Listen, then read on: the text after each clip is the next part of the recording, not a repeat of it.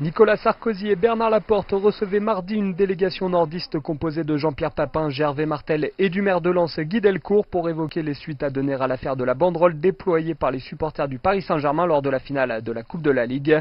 Interrogé à la sortie de cet entretien, le président du RC Lens, Gervais Martel, se sentait soulagé par le discours rassurant du président et souhaite désormais des sanctions exemplaires. Oui, on a évoqué évidemment les incidents de samedi.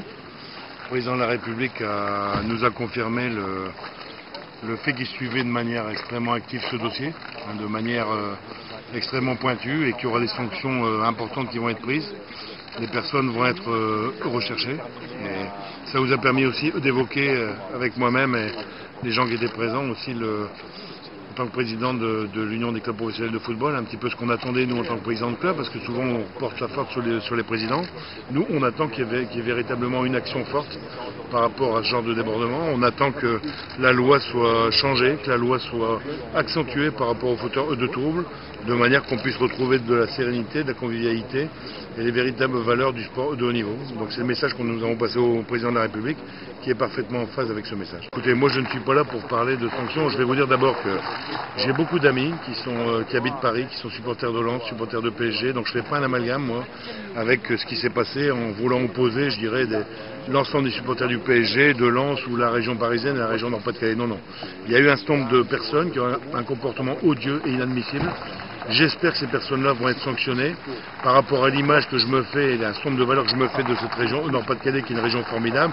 Et je ne fais pas d'amalgame avec l'ensemble. Donc je ne suis pas là pour moi juger. Je ne peux pas être jugé parti, dire on doit retirer des points. Cette finale, elle a été perdue.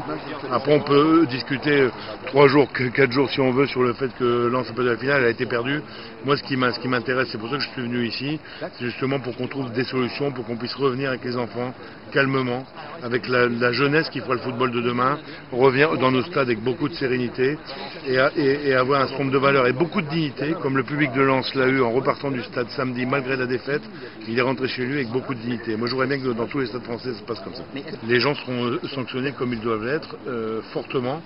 Et après, moi j'attends aussi de la part du gouvernement, de la part de la classe politique française, qu'on puisse adapter aussi maintenant les lois sur les fauteurs de troubles, de même manière qu'en Angleterre. On ne peut pas continuer à dire l'Angleterre c'est un beau pays, il y a les meilleurs joueurs, il y a les meilleurs terrains, etc. Et nous, on essaie de faire des efforts en France, on va transformer nos stades, on va les faire évoluer, et on va continuer à avoir ce fléau dans nos stades. C'est impossible, ça y va de l'avenir, encore une fois, de la jeunesse sportive, pour nos joueurs, pour nos entraîneurs, pour l'ensemble des dirigeants et pour l'ensemble des gens qui aiment le foot, parce que n'oublions pas que le foot, ça reste le sport numéro 1 au monde. Donc aujourd'hui, on doit se donner les moyens pour qu'en France, on revienne à une sérénité très très forte. Si Gervais Martel ne veut pas se prononcer sur d'éventuelles sanctions, la ministre de l'Intérieur, Michèle Alliot-Marie, est beaucoup plus ferme. 92 mesures d'interdiction de stade ont d'ores et déjà été prononcées pour le match de mercredi face à Strasbourg, en attendant d'autres sanctions à venir.